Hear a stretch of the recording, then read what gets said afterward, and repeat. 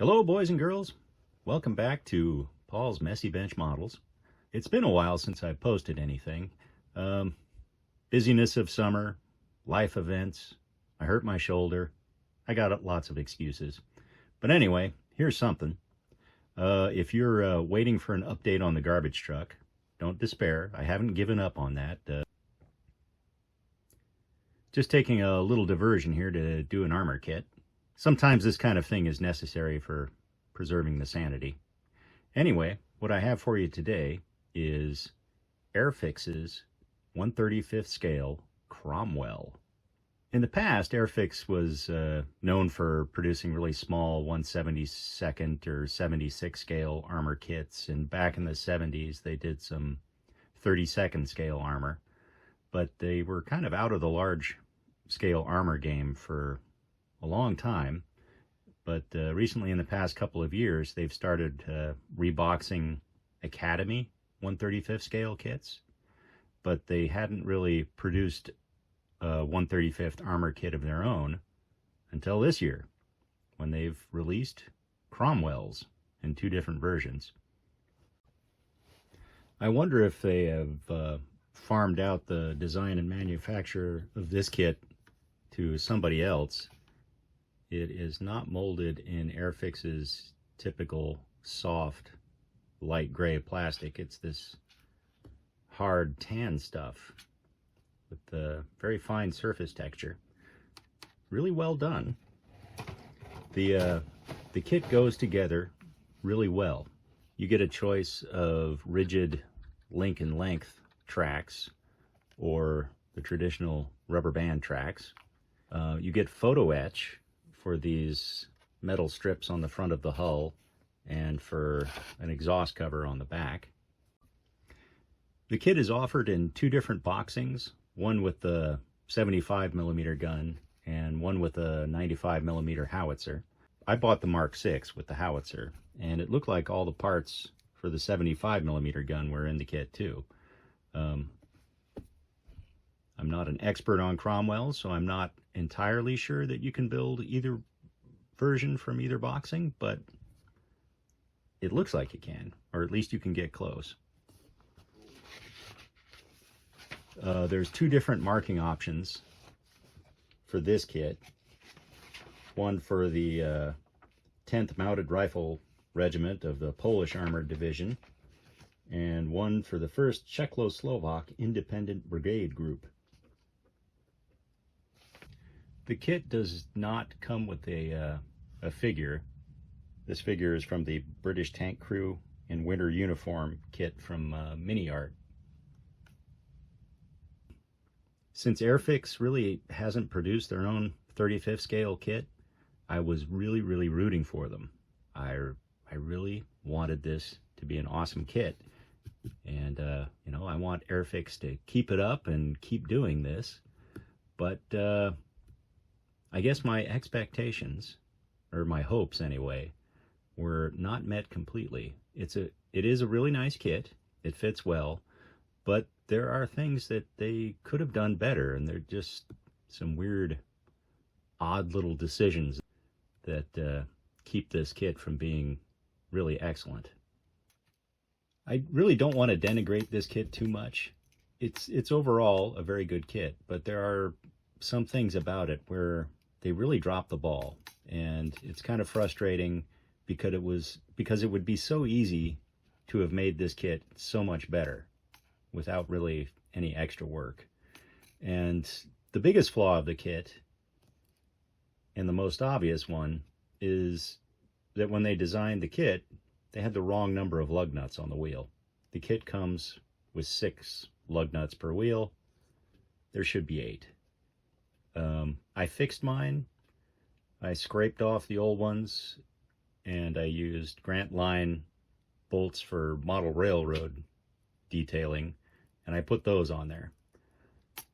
Not a hard job, but kind of tedious, and really I shouldn't have had to have done that. If you're going to build one for yourself, there are some things in the instructions to watch out for. In step 6, the instructions show gluing these 2 rings to each other.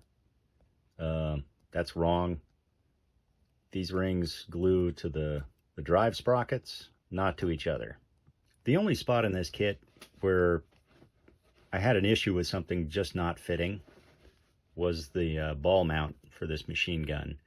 It seemed like the ball was just a little bit too big for this mount to go flush up against the front of the armor plate there, and I had to carve away a little bit from the inside of it to get it to all go together well.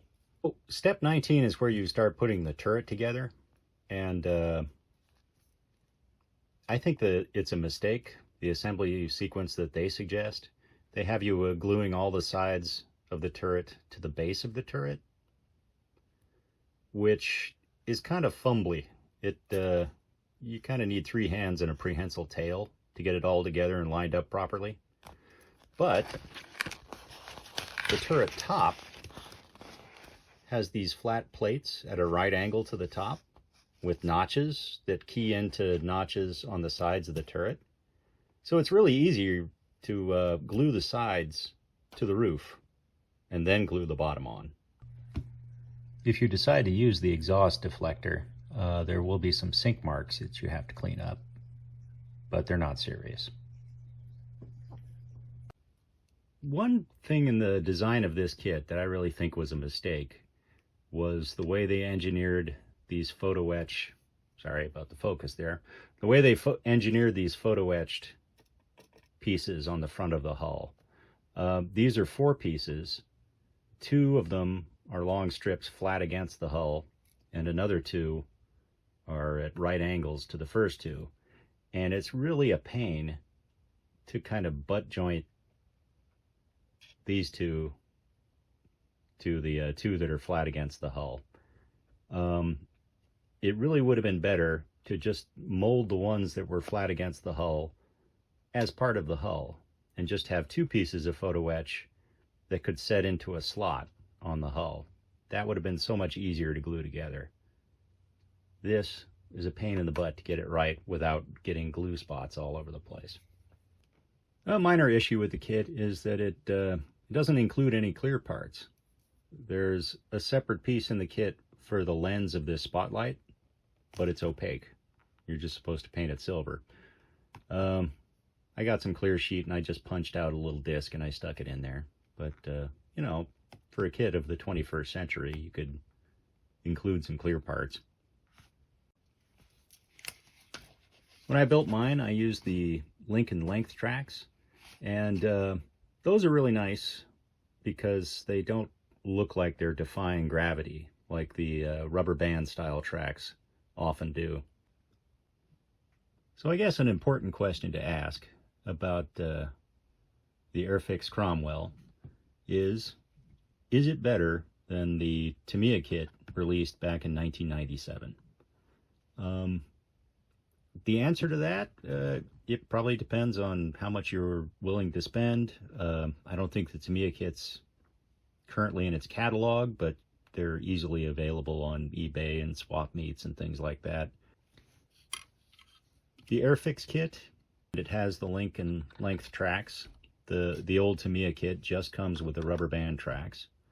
The Tamiya kit doesn't have photo etch for the exhaust screen, but if you use the exhaust deflector, you can't see the screen over the exhaust anyway.